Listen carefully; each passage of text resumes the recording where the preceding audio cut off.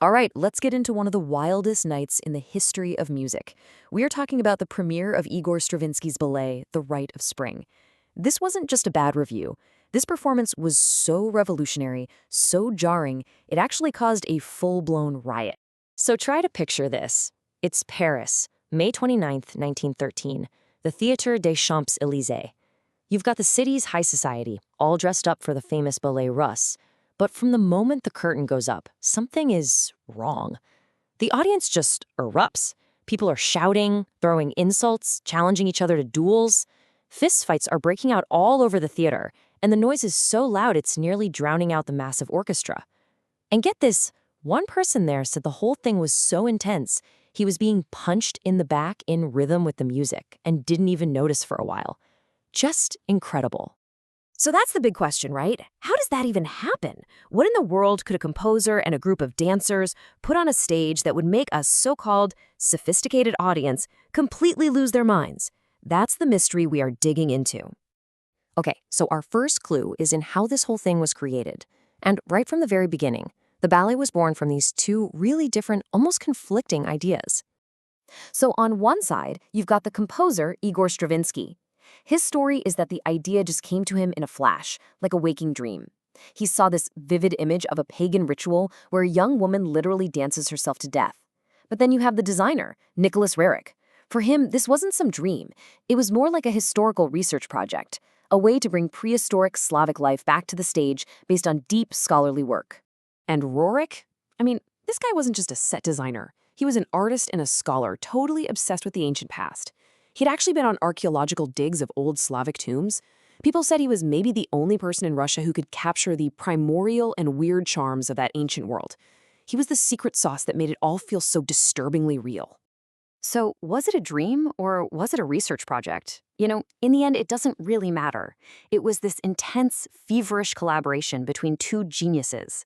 Stravinsky even wrote to Roerich, calling the ballet our child. They were in it together. Now for our second clue. What the audience actually heard that night. Because to the ears of 1913, this wasn't just some new kind of music. It felt like an all-out assault on the very idea of music. It really all starts with this one thing, the now infamous augur's chord. Basically, what you're hearing is two perfectly normal, pleasant chords being smashed together to create a sound that is just deeply unsettling and wrong. It's the sound of something breaking. And Stravinsky doesn't just, play this chord once and move on. No, he pounds it into your skull. In just one section of the ballet, that single grinding dissonant chord is repeated over 200 times.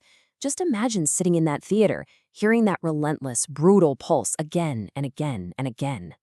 And it was way more than just that one chord. The entire orchestra was just unleashed. The rhythms were spiky, unpredictable. Stravinsky called for 8 horns, which was deafening. The strings and woodwinds were pushed to screech at the absolute top of their range. It was a complete and total rejection of the beautiful, orderly music that audience knew and loved. Okay, clue number 3. What the audience saw. The assault wasn't just on their ears. The visuals were every bit as radical and shocking as the music. First, Roerich's sets were based on actual burial mounds he had helped excavate. The costumes were based on real, antique folk designs. And then there was the dancing. The choreographer, Vaslav Nijinsky, he just threw the entire ballet rulebook out the window. His dancers were hunched over, their feet turned in. They weren't gliding, they were stomping and jumping with this jerky, almost non-human energy. And it all leads to this climax where the chosen sacrifice dances herself into a frenzy until she just collapses and dies on stage. So we've got a weird origin story, mind-bending music, and totally shocking visuals. But to really get why people started throwing punches, we have to go one level deeper. We have to look at the psychology of what happened that night. And to do that, we need to talk about an idea from the psychoanalyst Carl Jung called the shadow. The shadow, simply put, is all the stuff we try to hide about ourselves, our primitive instincts, our darkness, our inner wildness. It's the part of our animal past that our so-called civilized selves work really hard to ignore. And here's the connection. The Rite of Spring was so raw, so authentic in its vision of this pagan ritual that it just shattered the polite illusion of that Parisian audience. It forced them into this really uncomfortable realization that the line between their civilized lives and the primitive brutality happening on stage was totally fake. The wildness wasn't just up there, it was inside them too. And that is exactly what made it so terrifying and so powerful. It didn't feel like a story about a pagan ritual. It felt like the audience was witnessing and even participating in the ritual itself. That barrier between the art and the audience just collapsed, and all that repressed shadow energy in the room exploded into a riot. But of course, the story doesn't end in chaos. Like with so much truly revolutionary art, what started as a scandal eventually became a legend. Think about this. In 1913, Stravinsky was met with howls and protests. But fast forward exactly 50 years later to 1963. The same conductor from that disastrous premiere, Pierre Monteux, leads another performance. And this time, he and the now 80-year-old Stravinsky are met with a massive, cheering ovation. The scandal had become a masterpiece. But this brings up a really fascinating point.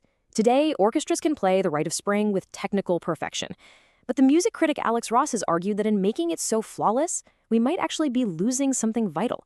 That the original, powerful, unholy mess of it all, that raw wildness, is being polished away into something clean and maybe even a little sterile. And that really leaves us with something to think about.